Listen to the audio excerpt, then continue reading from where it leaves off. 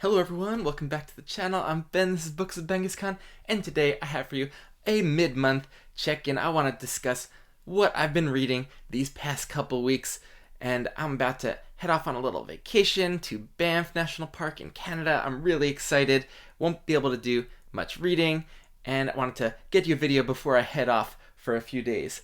And this has been a great month so far because it started with another absolute banger from Rob and Hobb in the Realm of the Elderlings. That's Fool's Quest, the second to last book in the series, the penultimate volume, the middle book of the Fitz and the Fool trilogy. And man, this might have been the most purely gripped to the page I have been in any of the Fitz books in the entire series, which I was not expecting for this middle book at all. I've seen the last couple books of the Fitz and the Fool trilogy be divisive in the fantasy fandom.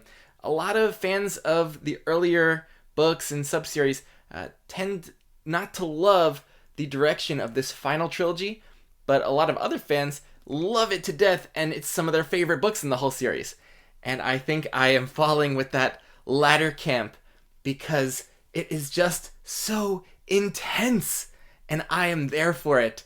So I understand why people might not like this direction because it's very one note, and the note is pain, agony, misery, depression.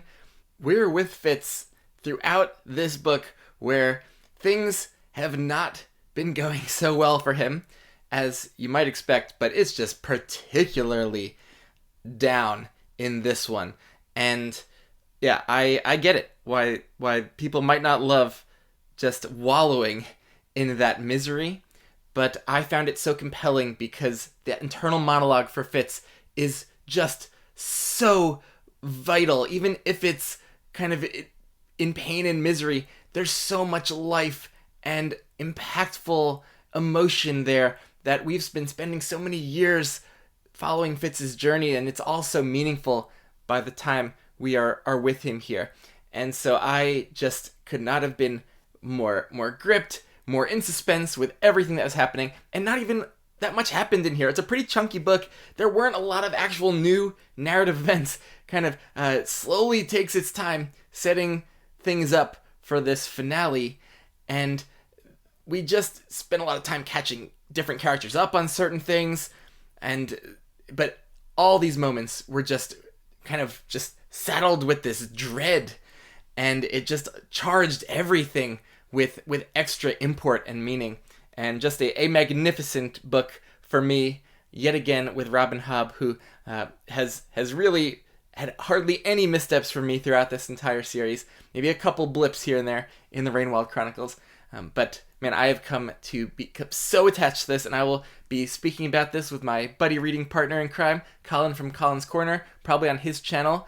Maybe next weekend once I'm back from my trip, and he's just finishing up this now. He's also been having a great time with it, and if not for the buddy read, I probably would have dived right in, because I read the preview chapters at the end for Assassin's Fate, which pick up right where this one left off, and I really just want to continue and get back to this soon to see how it all wraps up. So yeah, could not have worked better for me. Just another classic fantasy book now that I have behind me, and just warming me up towards Rob and Hobb as one of my favorite authors even further. And we're getting there where this series and this author are going to be pretty high for me when it's all said and done. Man, after the intensity and darkness of that read, it was a delight to come back to the Vor saga with the Vor Game by Lois McMaster Bujold. So this is the fourth novel I've read in chronological order, and it's one of the earlier ones she published as well. Maybe the sixth. It came out in 1990 and won a Hugo Award in 1991. And this is the kind of follow-up sequel to Warrior's Apprentice. It's the second book focused around a young adult Miles Vorkosigan, who has now graduated from military academy and is getting his first posting as a weather officer at a remote base, and that's kind of depicting the situation on the cover there. And I wasn't particularly in love with this part of the story, and I thought it might end up being the entire book, but luckily the setting completely shifted, and the feel of the last 2/3 of this became much more like Warrior's Apprentice, where it's this madcap sci-fi political military adventure, and Miles is just caught up in big events that he's blustering his way through in often very clever and humorous ways. And there's just all these different moments of humor, but mixed in with real gritty, intense moments too. And I love that mixture, and Bujold just nails that and gets an interesting balance going here. So this was a lot of fun, and I think set things up for where this is going for Miles, and I can't wait to continue and track Miles' journey through the rest of his 20s and just see what's going to happen next in this wild series. There were a lot of times I didn't fully understand all the political factions and machinations that were going on here, but I think that's part of the point, is that Miles is in over his head, and there's all of this galactic politics going on, and he's just caught in the middle of it in some pretty fun, interesting ways. So, solid sci-fi adventure book for me there, and can't wait to continue with Vor Game. And what am I reading now? I know I'm not going to be able to do much reading while I'm away.